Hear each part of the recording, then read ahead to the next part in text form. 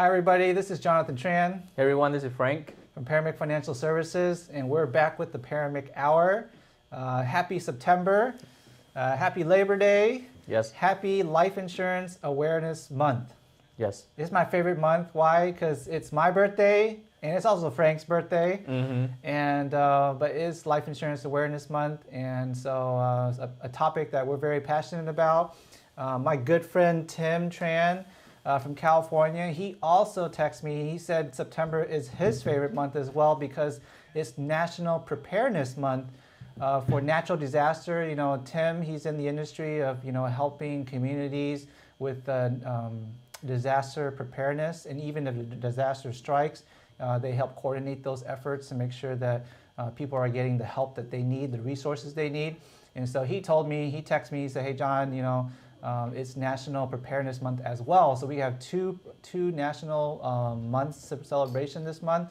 So we're going to have a lot of great information coming to you guys for this live streams. This month we're going to specifically focus more on the Life Insurance Awareness Month. And then I'll throw in some of the disaster stuff too, even though that's not my specialty. But I do have a lot of good resources for you guys, so we'll be sharing those things for you guys to see, okay? But this month, we're going to focus on life insurance. Today is going to be more of an intro show for our live stream. And then next week, we're going to talk about women and children life insurance. We're going to talk about final expense and term life insurance. What are ways to find some cheap life insurance just to cover particular needs. And then finally, in the last week, we're going to do the life insurance for businesses. So how do we use life insurance in business to protect our business, to have business application? So it's going to be an exciting month, right, Frank? Yes, I like life insurance. Because it's Frank's favorite topic, very passionate about it. And I think we all have a reason why that we feel that way, right? And we'll share that a little bit more as we get into our live stream. But usually what we want to do is we want to do a little bit of news first. But before we jump into that, make sure you guys follow, like our YouTube page, like our Facebook page. Help us by following and sharing. That helps us a lot, and also gets the information out to the community and to our friends and family, so that they get some more information, solid information about their finances. Because we're just trying to get more information out there for everybody. If you do have any questions particular to your own case or to yourself, please call the number below, our office number, and you can always ask us any questions related to your finance, and we'll do our best I can to help you guys. But to kick off our live stream, let's do some news. Frank, what do we have for you today? Yes, I have a couple of news for us today. The first news I want to kick off with is a topic that we talked about in the last live stream, when it comes to savings and what are the ways that people can save just in case they don't have enough money when they retire. Like you all know, when you retire, you get some money from the Social Security if you're qualified. So the news today is that the Social Security Trust Funds, the way that they look at it is that they're expecting to run out of money in 12 years, which is 2033. The reason why is that there's too many baby boomers retiring every day and just not enough younger workers in the workforce as of right now.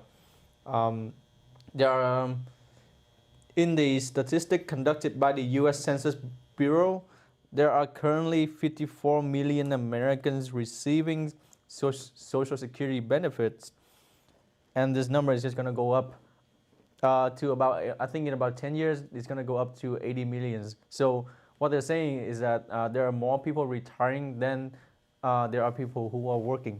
Yeah. And one of the reasons that is contributing to the factor is that because also of the pandemic, it has been dragging down the economy and draining the funds available in the Social Security Reserve funds. The press release we posted the link to, and this we've been talking about this 5 years ago when I started working in this industry as an independent, and we knew that the Social Security is going to be slowly drained up by 2035, and now with COVID hitting, they say that it's unknown the impact of COVID has made on Social Security. But as of right now, they're only going to pay 76% of benefits. So you know how you understand, like we tell people that, hey, you retire early at 62, you get 75% of Yes. what you're supposed to get. Yes. Well, imagine getting 75 of 75%. Oh, Right? that's even because less. if you're waiting till full retirement at 2035, you're going to get 75% of 100%, right? And now you want to retire early, you're going to get 75% of 75. Which is, you're getting way less, right? You're Yes. almost dropping down to like 50%. So then now what happened? You got to work longer, Yes. right? Because if you retire on time now, you're going to get 75% of what you're supposed to get. So if you're supposed to get that $1,000 a month, you're actually going to get only $750 a month now. So now most people are going to have to wait until 70 years old to retire to get the full amount, right? And they're just going to keep pushing it back. Now they'll probably have a new number. Hey, 70 is going to be like the new 100%, right? 67 is going to be the retire early, and like the late retirement now will probably be pushed back to like 73, 74 years old. And that's how it's going to impact, right?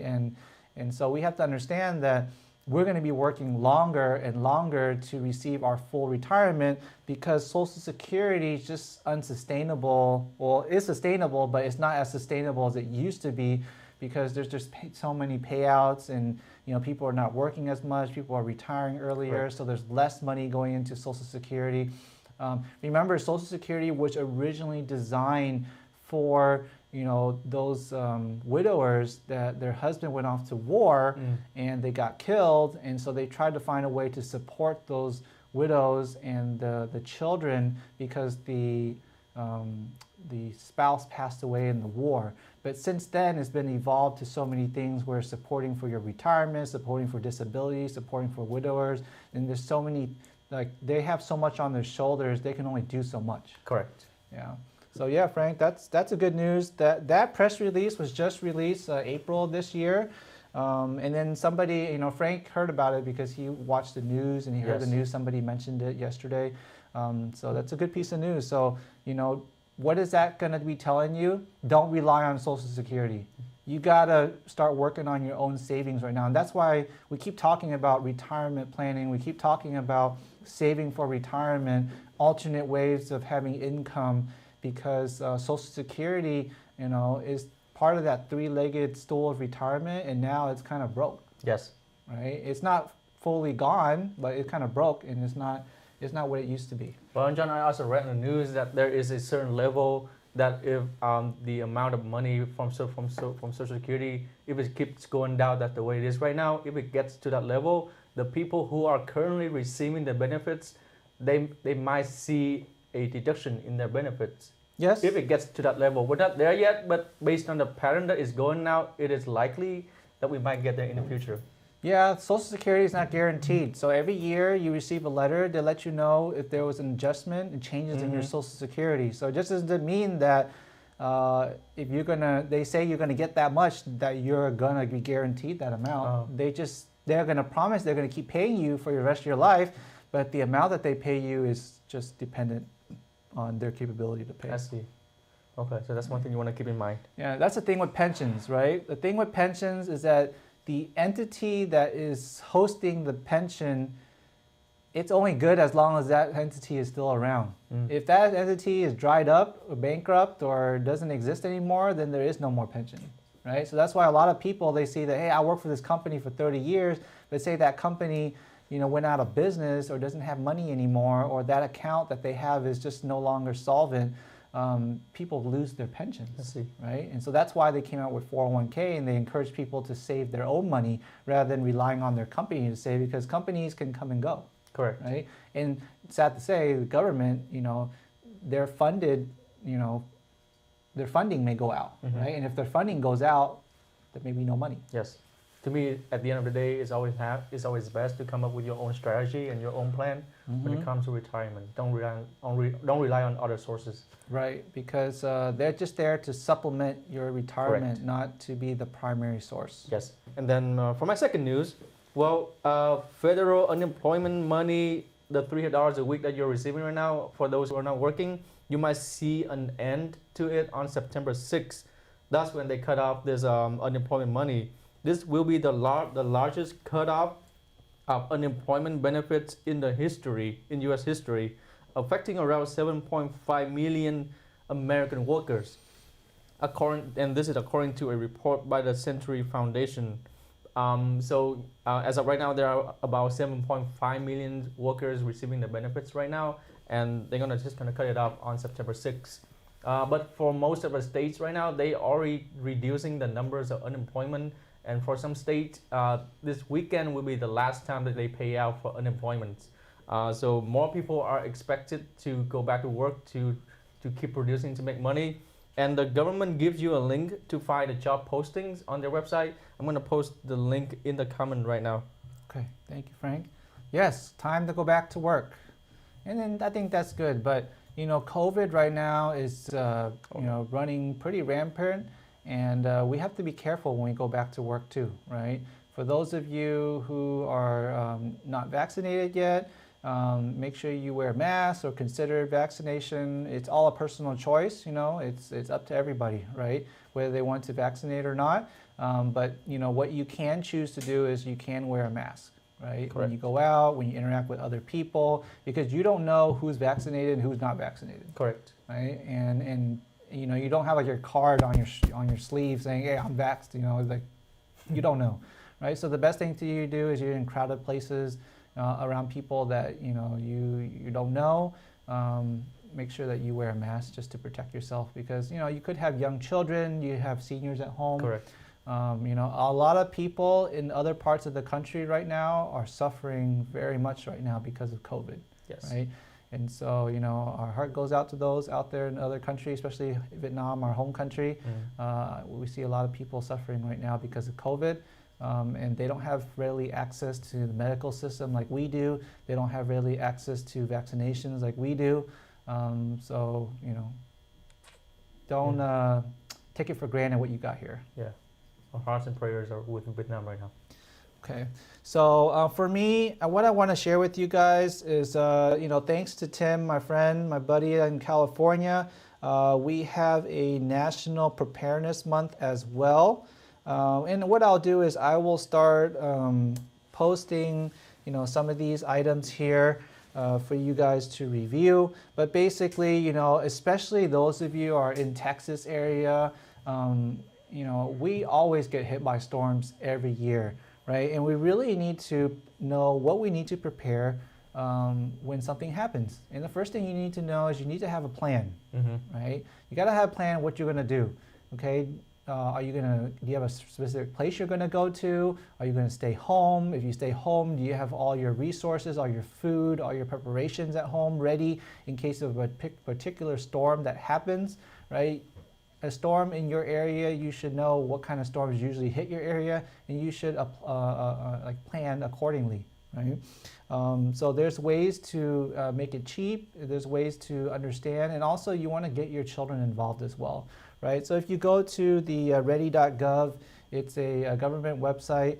They're talking about national preparedness in general, but for National Preparedness Month, they have a theme that they're going to do every week, like how we are here. We have a theme of what we're going to do. They also have their own theme, right? So if you're concerned about, what do I need to do to prepare myself for a storm or for a disaster, go to the website and check it out. What I'll do is, if you follow our PARAMIC page, I will be posting weekly on this as well, because we do help our clients with coordinating home insurance, auto insurance, insurance in general, and natural disasters do affect those areas as well. So I will be sharing information on our page. So if you guys follow our page, you'll get some more news about National Preparedness Month as well. Okay.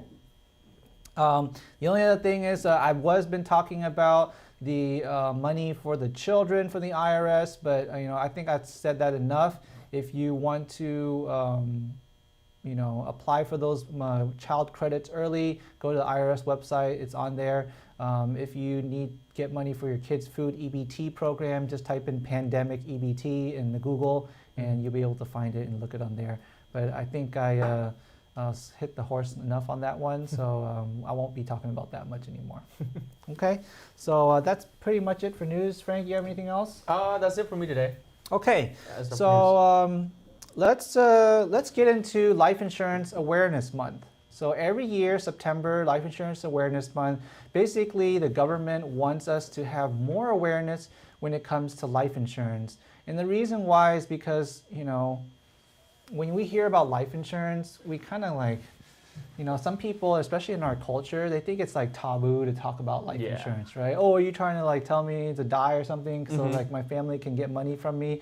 But it's not like that. I mean, if you look at it that way, it could be, but it's all about your perspective, right? When you talk about life insurance, you're talking about the financial responsibilities that you're leaving behind when you leave this earth prematurely, right? Correct. Or even if, say, you die of old age, you know, there's different reasons why people want to buy life insurance. Correct. Okay, and some of those things, you know, the top reasons for buying life insurance here, and if you guys just look up like life insurance statistics, you know, the top 5 reasons is the 84% of people, they say that want to buy life insurance because they want to take care of burial and final expense. Okay. So, lo and behold, our third week we'll be talking about final expense.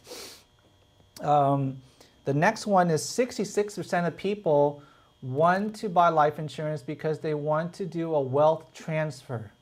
So a wealth transfer means that they want to transfer money to their next generation. Now, when you use life insurance and you transfer money, if you do it right, there's no tax implications when they're receiving that money. So you say you have that $1 million policy and you pass away and you transfer that wealth to your next generation, they don't have to pay taxes on it if they do it right. Okay, so 66% of people want to use life insurance to transfer wealth because other assets that you transfer to your family are subject to taxes. Correct. Okay, 62% of people want to buy life insurance because they want to replace the income in case something happens to them. So, for example, I make an X income. My wife may rely on my income for a certain amount, or reverse back. My wife makes a certain amount of income. I rely on her income to take care of my family, take care of her parents.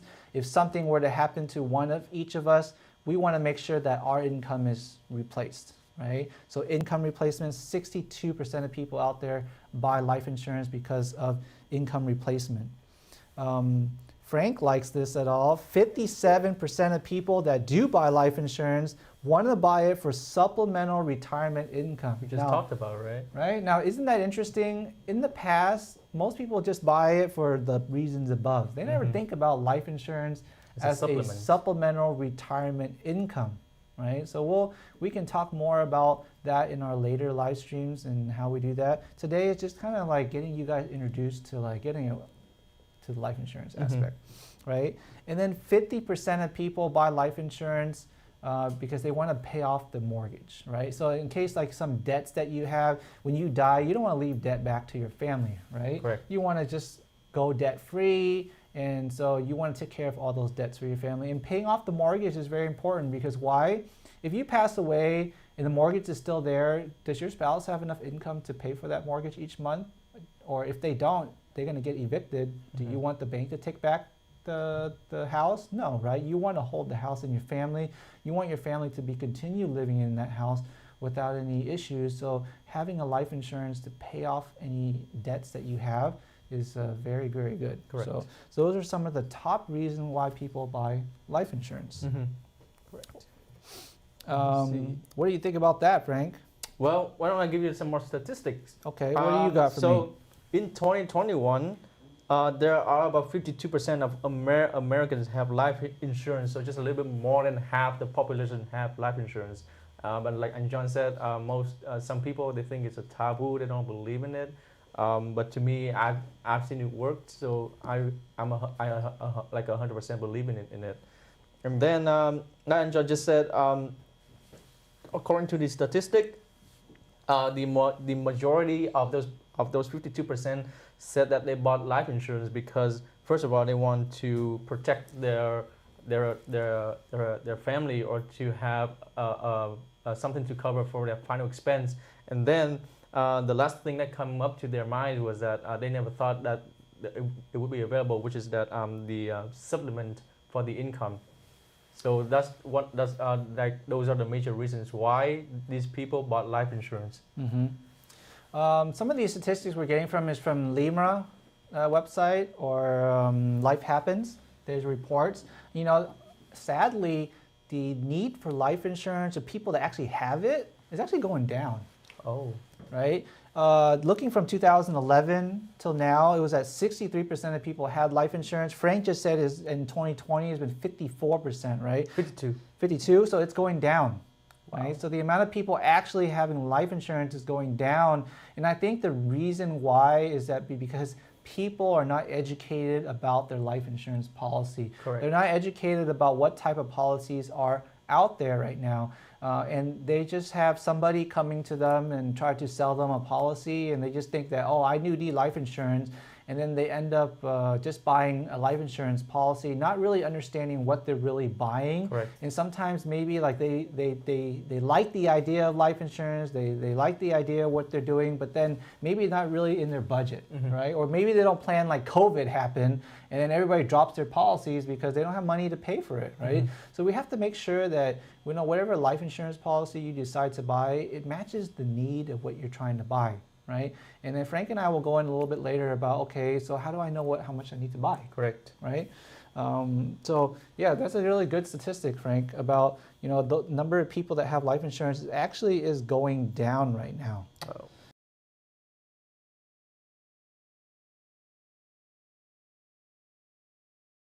So it's been going down gradually. Yeah, so life insurance sales have been pretty stable. It doesn't, it's not it varies very little. And like I said, that's why they have National Life Insurance Awareness Month, because we're trying to make sure that we educate people about how life insurance works so that they keep their policy for the long term, right? You don't want to have a policy where you just have it for a short term and you just throw it away because you don't understand how it works, and all that money, all that time you put into it is gone. Yes. Right? A little bit about myself, about why I believe in life insurance, is that when I used to work at the bank provided me life insurance. Much like most people out there, they say that about 25% of life insurance are people that have group life. Now you think everybody works for a company, right? And they assume that you have life insurance, but only 25% of life insurance out there is within the group side. So it's not that much. And a lot of people don't understand that when you work for a company, unless you plan to work there for the next 30 years, your life insurance is only good for when you work there. The moment that you stop working, that's when this life insurance cuts off. Okay. And it doesn't work anymore. And I was kind of, how do you say, I don't know how to say it in English, but in Vietnamese, it's kind of like you're innocent, right? You don't know what you don't know. Naive, and so, maybe? Yeah, naive, yeah. Right? So I was a little naive. Even though I worked in the bank for 13 years, I didn't know anything about life insurance. And so when I left the bank and I moved to Texas and I just left the bank and I had a mortgage on this house, my first house I bought, and I'm having my first baby, then I got scared. And I'm like, oh. I called the bank and I said, hey, that life insurance policy I paid for 13 years, where is it? Can I get a copy of my policy? And they told me, no, Mr. Tran, when you terminate from the company, we terminated your policy, so it's gone. And I was like, what? And so I got really scared. And so, I had a client that I was my client at the bank, and he worked at State Farm. And so I asked him, I said, hey, can you help me with the life insurance policy because I don't have one? And so he sold me a policy, and looking back, it served the need. Why did I need it? Because I was worried that the house that I have, a loan on it, I want to make sure that loan was paid off. And the life insurance I bought was equal to the amount of the loan that I had, nice. Right? Now, when I think about it, I bought a policy, and now it doesn't cost me much for that policy per month. I think it was like $75, $80 a month for that policy. But if I thought about it, if I were to buy like a term policy to match my loan, I probably would have got a way bigger death benefit than just to buy that policy. But I didn't know any better, so at least the important thing was I had some coverage. And then fast forward, I got introduced to my mom. He knew Mr. Tuan Lee and Mr. Lee's family. They work for the broker firm that now I work for as well. And they educated me about how life insurance really works, how the policy works, what the different types of life insurance are, how we use it for our personal life, how we use it for our business. And then I saw that, wow, there's so much more to life insurance, a whole different side of finance that I never knew. And so when I started to learn more about it, then I really loved it. I said, wow, this is a product that is an excellent solution that can solve a lot of problems if something bad really happens. And life insurance has evolved so much, Yes. right? And it's not more than just, hey, you die and you get something, but it could do a lot more for you. Correct. Right? How about you, Frank? What's your story about life Yes, and John, insurance? thank you for your story. That was amazing.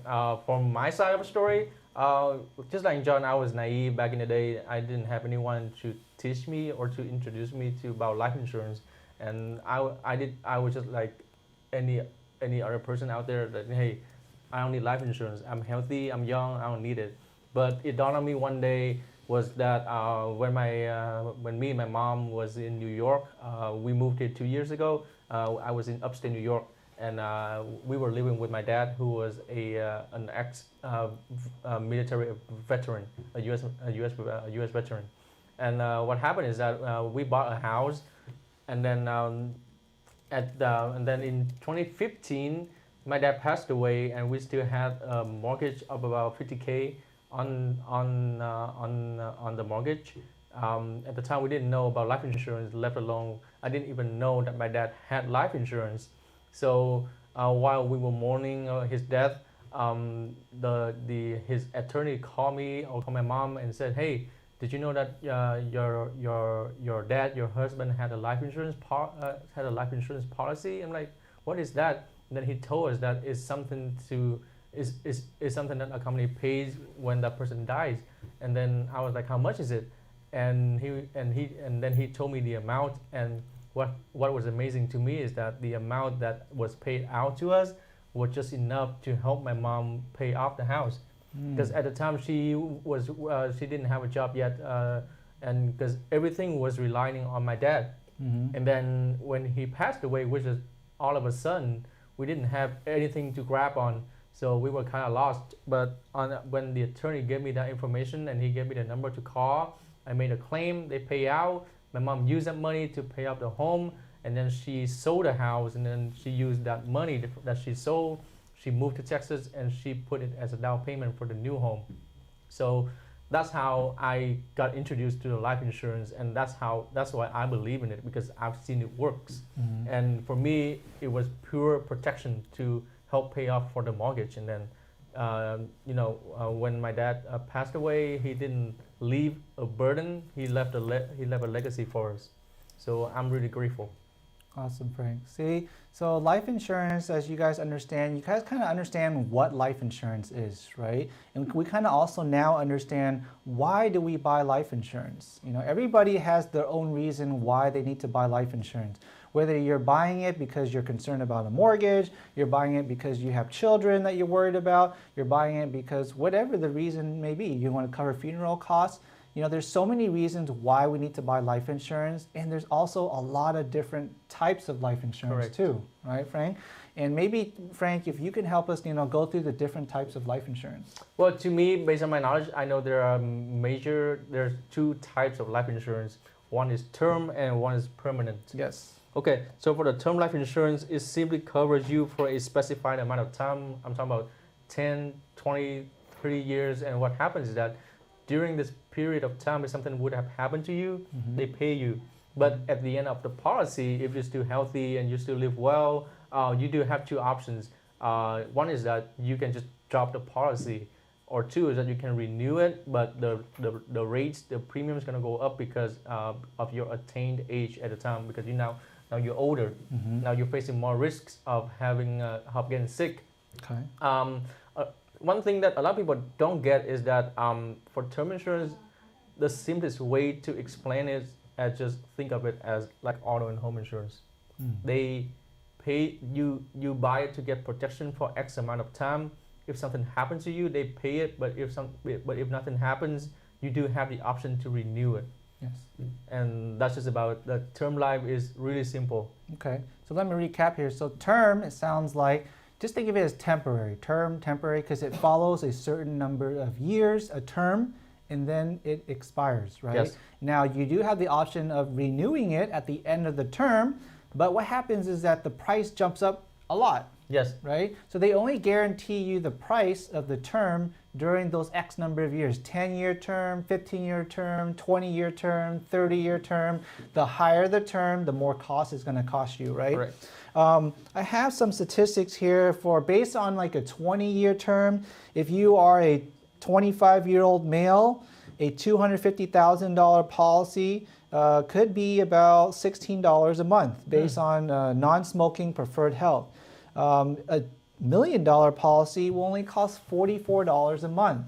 Now think about it. I bought a $175,000 policy for $80 a month, a permanent one, right? When if I were to spend $80 at that age, I would have got $2 million policy for a 20-year policy, right? Now, would $2 million take care of a lot of things? Yes, it took care of the mortgage, it'll take care of the income, take care of money for my daughter's school, it'll take care of a lot of stuff, right? Now, the drawback of a term is what?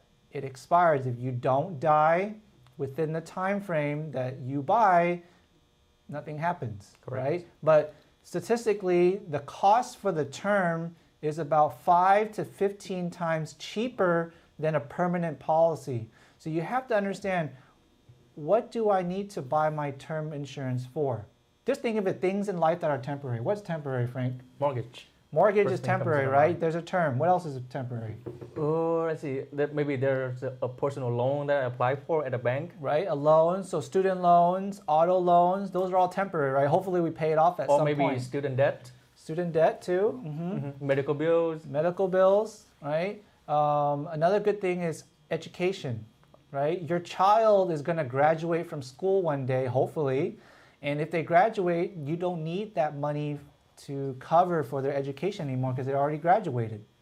Those are temporary responsibilities that we have that a term may be very good to cover for because it's very cheap to buy a term. Like I said, let's just say a 35-year-old male, that's like kind of close to my age right now. Well, I'm more close to 40 now. But okay, let's say 40-year-old male, if I were to buy $1 million policy, it would cost me an average about $69 a month depending on my health, right? If I want a $2 million policy, it'd be about $132 a month.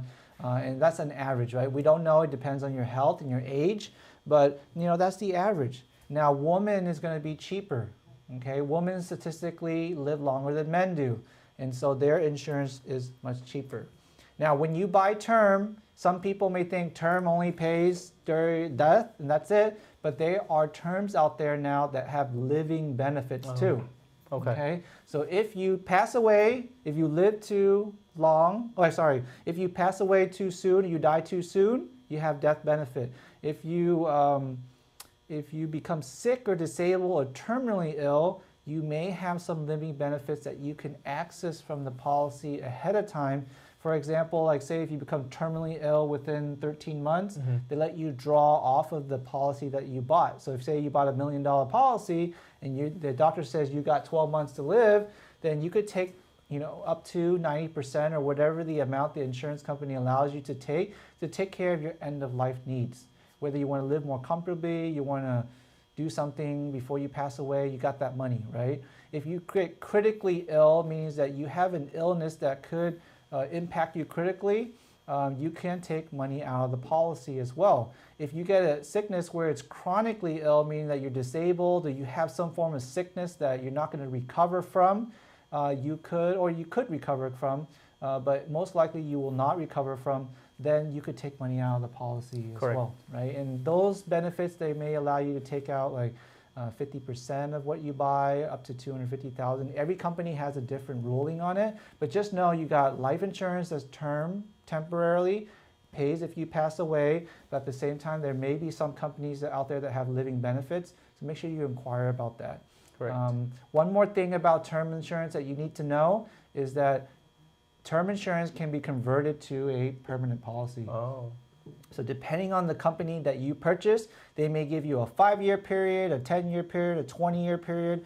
for you to convert your policy from a term to a permanent. Because some people may buy, hey, I just need something cheap right now, I can't afford a permanent.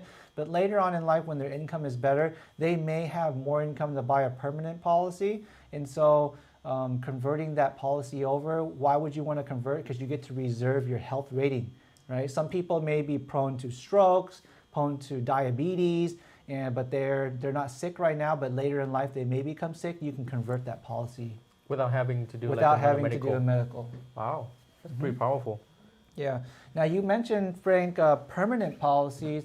Are there different types of permanent policies? I think there are different types of permanent policies. The ones that I know of are that there are 3 types that I know. One is universal, whole, and variable. So those are the basics that I know. But maybe, and John, you can help me a little bit here. Can you help me walk through each category, like the universal, whole, and variable? What are the major differences? Okay. They're all permanent type of policies, meaning that the permanent policy will last you for your lifetime until you pass away. Okay. Now, how you pay the policy, you can pay it every day, every month until you pass away, which will cost you more money, or you can pay it within a certain time frame, 20 years, 10 years. What they'll do is they'll just squish all the payments within those time frame, and you'll pay it off earlier. And you may save some money because you're giving the insurance company more money up front, and there's more time for the interest to grow on those policies. Now, what do you mean by interest? The difference between a permanent policy and a term policy is a term policy has no cash value. A permanent policy has a cash value. And what does that mean is that when you buy life insurance, there may be like a certain guideline that you have to pay, right? Maybe like $100 a month. For example, and of that $100 a month, a portion of that money will go into the insurance, the portion of that money will go into your cash value. And what they'll do is that because the cost of insurance goes up every year based on your age, eventually what you're paying, like say that $100 you're paying, maybe the insurance today only costs you like $20, right? But then where does the other $80 go to? The other $80 goes into your cash value, and that cash value grows at an interest rate depending on what type of policy you choose. Correct. Okay, a whole life policy will have a fixed interest rate. Okay. Okay. But whole life policies, a lot of times, they have dividend payouts. So some companies out there, they will pay you a dividend or just like a return of your premium. To give you back your money because, hey, the company's doing good. And so they say, hey, you know what, of the money you paid, we didn't need all that money, so we're going to give you back in the form of a dividend, right? And so you get some extra interest that way, but the dividend is not guaranteed. But in a whole life policy, the interest rate, there's a fixed interest rate that's always guaranteed. Okay. Now, just be careful, though. There is a new law that came out about life insurance that kind of affects the internal interest rate of the life insurance. And maybe we'll talk about that in a different episode because that's kind of a little bit more complicated. But in a nutshell, the whole life, that's how a whole life works, right? Fixed interest rates, and you could get some dividends that can give you more interest rate on your policy, okay? Now, what does that interest rate help you do? At one point of the life insurance, maybe that life insurance may cost you $101 a month now, but you're only paying $100 a month. So where do they get that money from? They take it from your cash value and they put it into that $100 so that you can have enough money to pay for that 101. What if as you get older, now the insurance costs $110? Well, where do they get that $10 from? Because you're only paying $100, they're going to take it from your cash value and they're going to put it into that. And then what if it goes up to $120? Same concept. They're going to take it from the cash value, you're going to put it in. So essentially, if you do the life insurance that goes to the end of your life, the amount of premium you pay is just enough for you to cover for your life insurance. Now, if you pay a little bit extra or you pay earlier, like in the whole life policy, they always encourage you to pay 10 years, 5 years, 15 years, 20 years, because if you prepay up front, there will be more room for the insurance to grow. Hence, you may get a little bit extra insurance, like a little bit extra interest in your account where you maybe can take some money out or there's some extra money in there. So that's why they encourage you to pay earlier. Okay, I see. Now, with the universal life policies, there are three types. There is your regular universal life, you have your indexed universal life, and then you have your variable universal life. Correct. Okay. Now the universal life policy works very similar to how the, well, let's just say universal life in general. Universal life, when you hear the word universal, it means flexible. Okay. Meaning that you have a flexible premium, you have a flexible death benefit. So that means that you can put money in a lot or little. Okay. There's no fixed amount that you need to pay. There's a recommended amount that you have to pay, but there's no per se a fixed amount, right? Okay. And so the universal life, you know, you could put more money in, and the more money you put in, the more potential. If there's interest to be earned, there's more interest to be had. If you get money troubles and you got to pay less money, then you got to hope that your interest that you have in your account is enough to cover for the fact that you're paying less money. Okay. Okay. So why don't I give you like a scenario? If I have a universal policy, what if I become unemployed at one point? Like, do I have the option maybe on those months that I'm not employed, can I pay less? So a lot of life insurance now, including in the whole life too, is that if you don't make a payment, if you have that rider on there that allows the company to pull money from your cash value if you have available, then they will make the payment for you. Okay, okay. Right? But if you don't have money in your cash value, there's nothing to draw from, then your policy could be at risk to go away and lapse. I see. The universal life policy, how the interest works on that is it's just a declared interest rate, and it could fluctuate, right?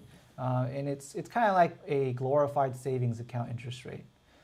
When you're looking at an index universal life, it's a little bit more complicated, where they look at the indices such as like the S&P 500, and they'll look at points, right? From point 2020 to point 2021, you know, what was the interest rate in that? And then they will factor the interest rate to your account on an annual basis. They could have things called like participation rates, where they give you bonus interest rates. There are different strategies, right? So just know that the good thing about the index universal life is that you cannot lose your money to market fluctuations, right? You can only go up, but you can't go down. Now, but there's always cost of insurance. So if, say, you don't make any interest that year, then the cost of insurance is going to eat away at your cash value because you didn't make any interest to, you know, make more money in your cash value. Right. So, but the average for the S&P 500, you can look it up on Google. Last 20, 30 years, it's averaging about, you know, maybe 7-8%, something like that. Right. So with somebody who's a little bit more conservative, that's afraid of market fluctuations, but they want to earn a little bit potential more interest than like a fixed account, then and you want to look at a more broader spectrum in terms of earning interest rate, because with a whole life, you have a fixed interest rate, you got one company, you're counting on that one company to give you that dividend, right? And you want to pick a good company that has a good dividend paying out history if you want something like that. Now with the index universal life, your interest is not guaranteed, right? You have no guaranteed interest rate, but the interest rate is depending on how the index does, right? So if the S&P 500 or whatever index you're following, the interest rate is based on that. Okay, so for someone who wants to take a little bit more risk, but you know, it's still like a hybrid because you can't lose on the downside, an index life insurance is very good. Okay, and then finally you have a variable life insurance policy, variable universal life. And the variable with the word V in it, it just means that it is a security type of life insurance, meaning that it's tied to the stock market. Right? Now, they don't actually put money into the stock market, but what they have is they have sub-accounts that work very much like mutual funds and whatnot that are tied to the market. Right? And so you'll see your account fluctuation on a daily basis in your account, and there's all kinds of different funds that you can choose. If you believe in technology, if you believe in real estate, you believe in consumer goods, you believe in travel, whatever it may be, they have different funds in these life insurance policies that help you grow. And you have to understand this one is at risk because, hey, if the market goes down, you may lose money in your account. But if the market goes up, you have potential to make good money too. So there's no cap and there's no floor. There's no cap, there's no floor in a variable universal life. Now, there are new policies like variable index universal life that has the index universal life sleeve in it, and that added in there, right? But you know, you have to understand when you're talking about variable products, is at risk, right? You have to understand that you could lose value in there. But on the good side is that, hey, there's good potential for gain too. So everybody has a different reason why they want to use life insurance. And so I think, whole life, term, universal life, index universal life, variable universal life, they're all very good types. It just really depends on your situation. You should always, research all the different ones, talk to your agent or your advisor about all the different life insurances and see if, they can educate you on each one. So see which one works best for you and your family, right? At our office here, we can do all types, right? We can do the term, we can do the universal, the whole life, the whole 9 yards, right? Even the securities one. Now, the variable one, only certain type of advisors that have a security license can sell the variable type. Not everybody can sell a variable type. I see. Thank you. Okay. Okay. Anyone, if you have a questions or anything, please drop in the comments. We'll be happy to answer. Yes. So that's, we talked about what type of life insurance is out there. Those are very common types, and all life insurance, you want to make sure that they serve you where they take care of your needs, but Frank, maybe if you can talk to us about like how much life insurance should somebody buy? Give me 1 second. Well, when it comes to life insurance, how much you need to buy, to me, it really depends on your situation. If it was me, I would want to sit down and I would like to assess my situation. And John, how you said earlier, do I have a mortgage? Do I have a loan right now? Do I have something that, when you think about the worst case scenario, if one day I'm no longer here, who's gonna carry my burdens? And I don't want that person to carry the burden, so I'm gonna find something to make up for that. So it really depends on your situations at the end of the day. Let's see. So for me, I'm young, I'm single, I'm not married yet, but my goal right now is that I want to save money when the time comes for retirement, because like how we've been talking about the Social Security is only a supplement, right. And one day it might run out, is not guaranteed, we don't know, but it's best to always have that additional stream of income.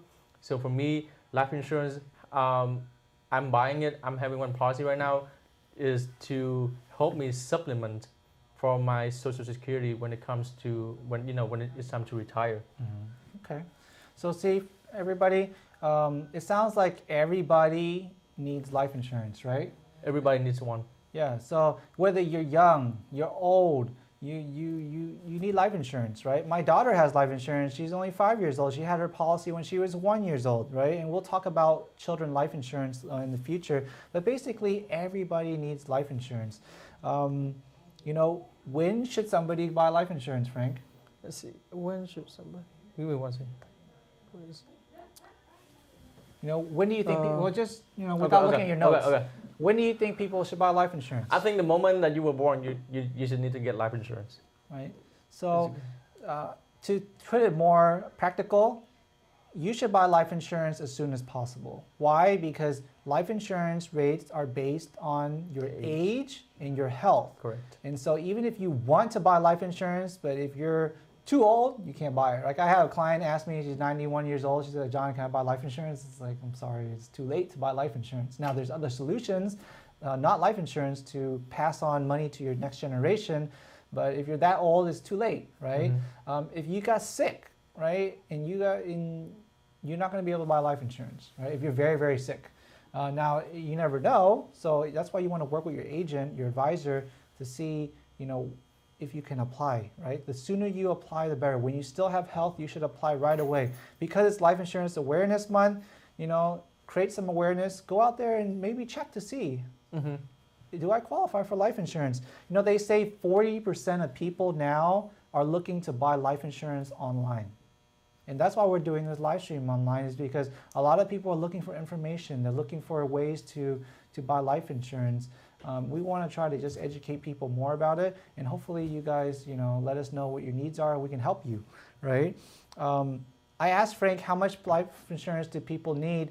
Well, Frank doesn't really know how to answer that question Well, he does know because it depends on each person, right? But for himself, he's like, hey, I just want this money to save for retirement, supplemental retirement. So in his mind, he knows the budget, how much he can afford to contribute, right? Another way that we help people understand is the general way is 10 to 20 times your income. 10 to 20 times your income. So if you make $50,000, you need $500,000 to $1 million in life insurance, right? That's just a very standard, general way of figuring out how much life insurance you need. 10 to 20 times your income. Another way, if you want to get a little deeper into it, we can use what we call a dime method, like the coin dime, D-I-M-E. And what the dime method says is that D is for debt, right? So you count up all the debt that you have, and you put it into that D, right? I is for income. How much income do you want to leave behind for your family? And usually what I do with income is you take the monthly income that you're making, or you can take your total monthly expenses, and then you buy life insurance based on how many years you want to leave behind. So if you want to leave behind 5 years for your family to get back on their feet, 10 years to get back on their feet, that covers the I in dime. The M is mortgage. So if you have a mortgage, then however much your mortgage is, if it's $100,000, $150,000 for those in California, maybe $500,000 to $1 million, whatever your mortgage is, you put that in that column, right? And then the last one is E for education or emergency, and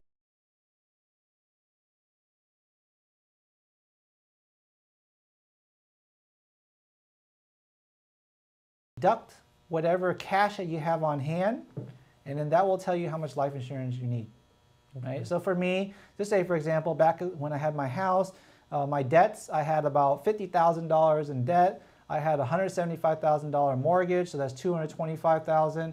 At the time I was working at the bank, I was making $60,000 a year plus commissions, so let's just say $80,000 a year. I wanted to leave 10 years behind for my wife, so that's $800,000. And then I have my one daughter, and she, school nowadays could cost about, 4-year university could cost $60,000, right? So let's just say another $100,000 to count inflation in. So now I have $900,000 plus my mortgage. So I needed about $1.2 million of life insurance. Oh, that's a lot. So if I thought to myself, if I'm going to buy $1.2 million of permanent life insurance, it'll cost me about $1,200 a month, right? Can I afford $1,200 a month? No, it's too much money. Like, that's my mortgage, right? How can I afford to buy a $1.2 million permanent policy? It's just too much. So then what I did was I split it up.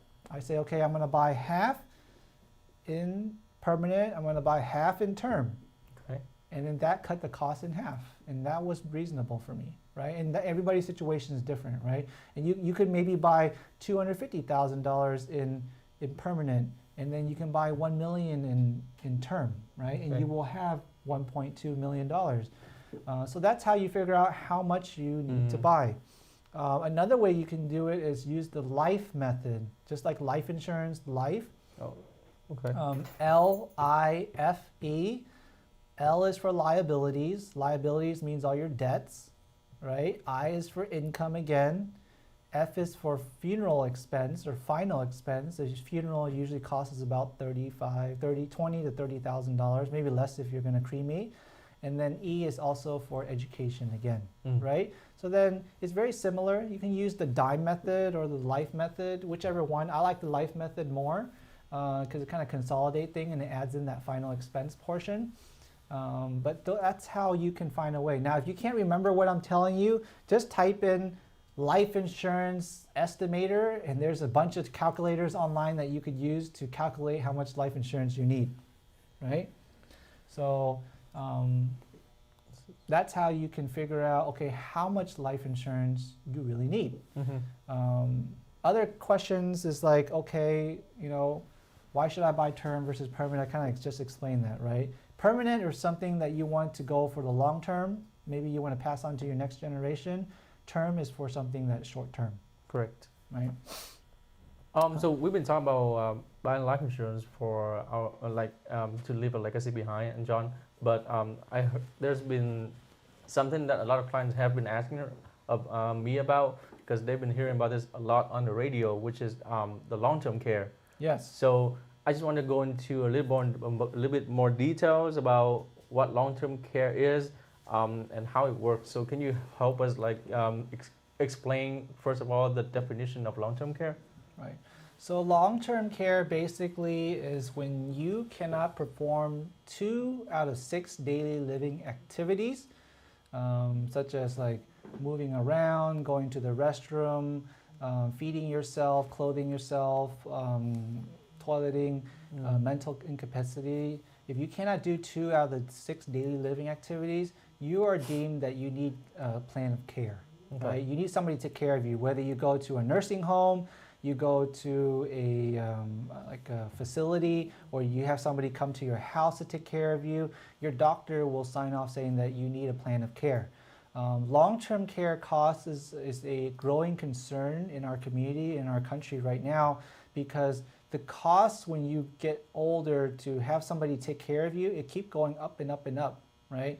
If you go to a website called, let me get it for you guys, Genworth, is a pretty good company in terms of talking about education around long-term care. And they also have a long-term care estimator on there telling you, hey, if you live in this state, this city, it's going to cost you this much money. But basically, when you need to take care of yourself and you can't take care of yourself anymore, you got to hire somebody. It costs money, right? And when you retire, you think, oh yeah, government's going to take care of my long-term care costs. True, up to a certain extent.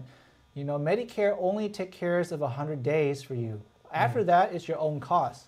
And they don't let you use 100 days consecutively either. They let you use a couple days, maybe a week at max, and then they send you back home, and then you're there to fend for yourself.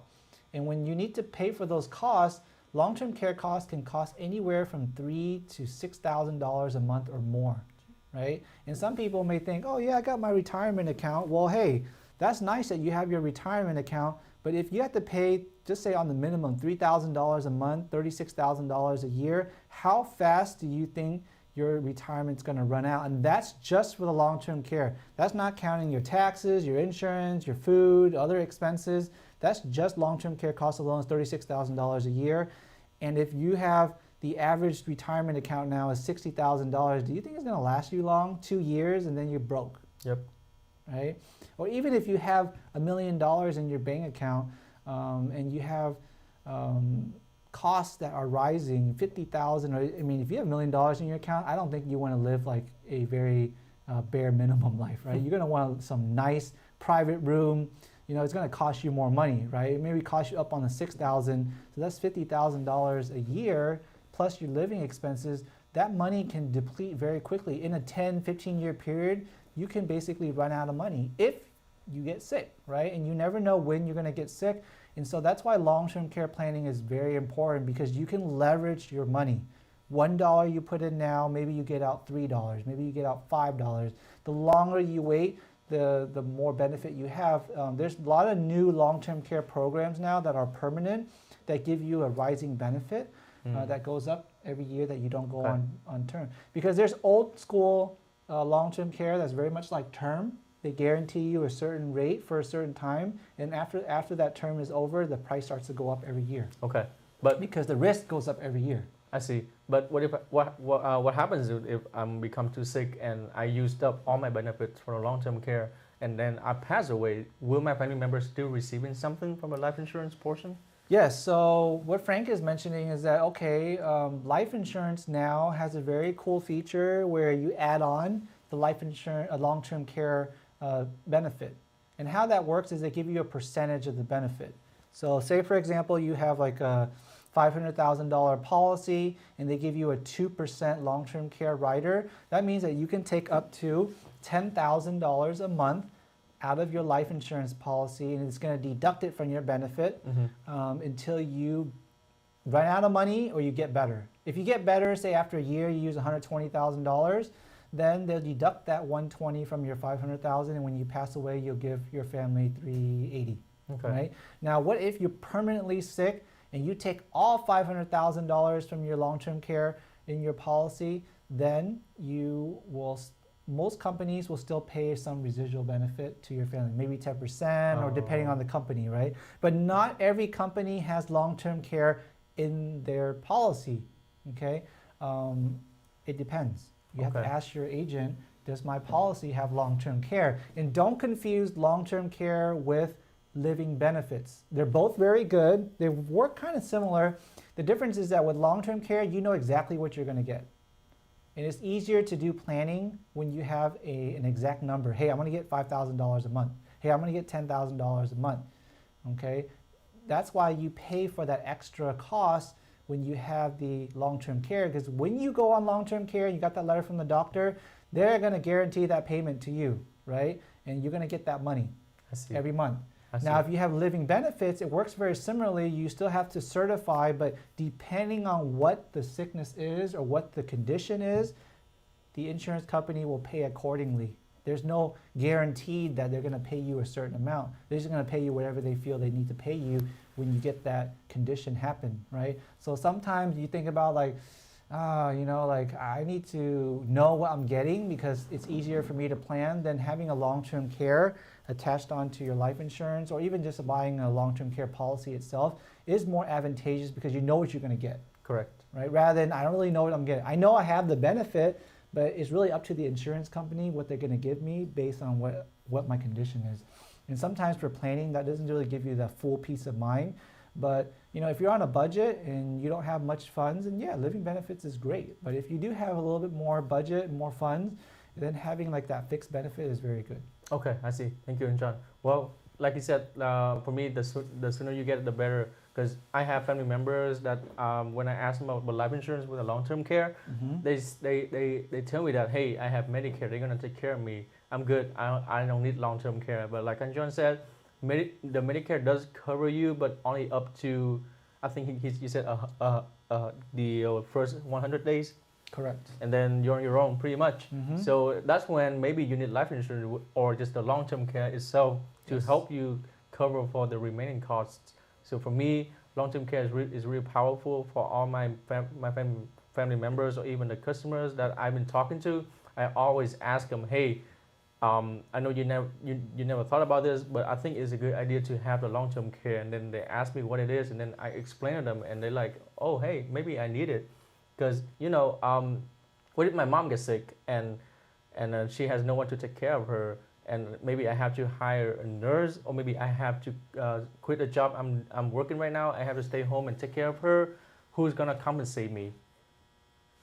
So that's why maybe we need the long-term care. Then they're going to pay out a portion of money to the facility or to the nurse or even to myself because I'm taking care of my mom.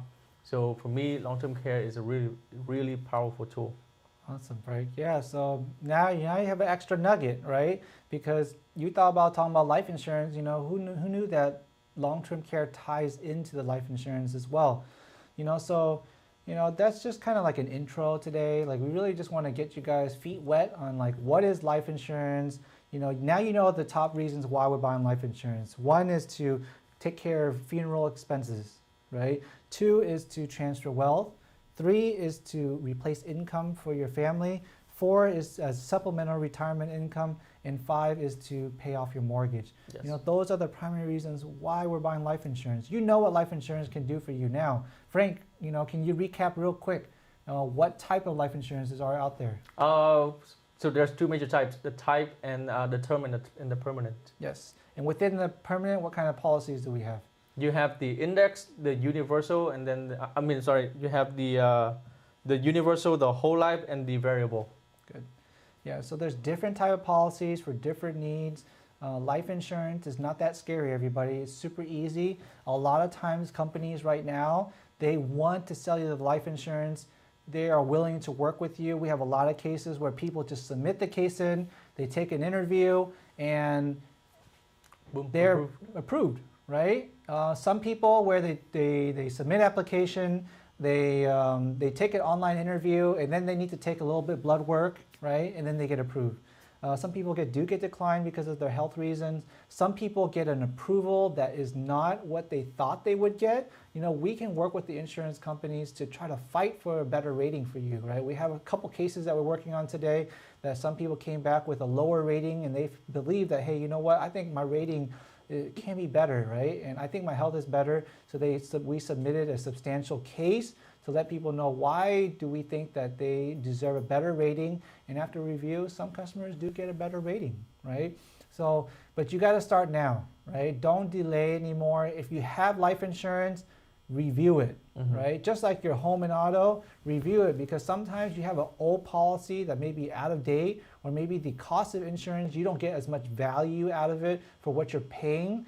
You should review it, right? We have many cases that we work on where people, they did a great thing is they got the life insurance, but they didn't know what to do. They was referred by somebody, or they just went to whoever they thought, their insurance agent or somebody they knew. They got the life insurance policy and they thought it was good, but then we review it for them and we actually give them so much more value, right?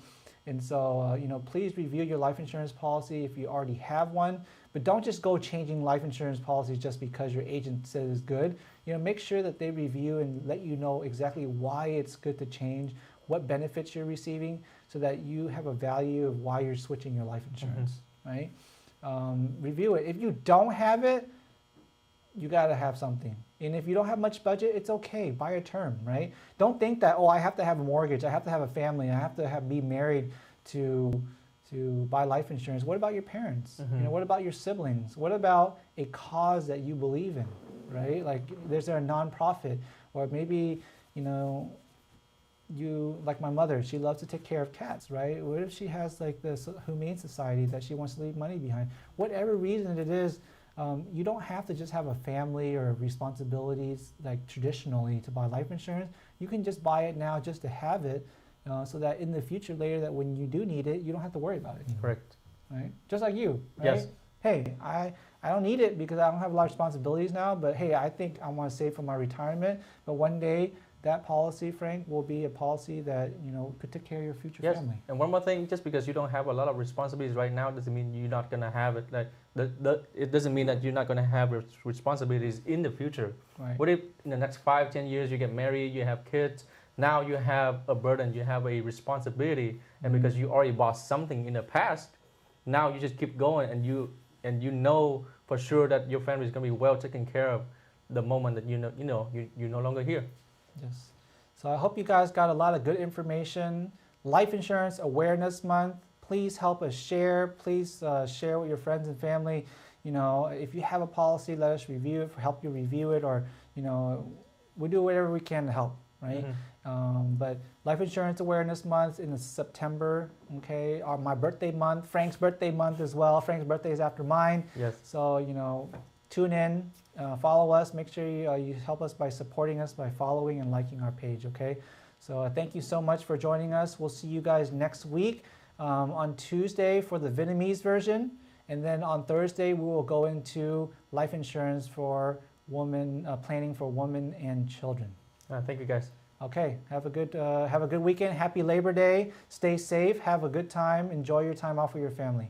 All right, bye-bye.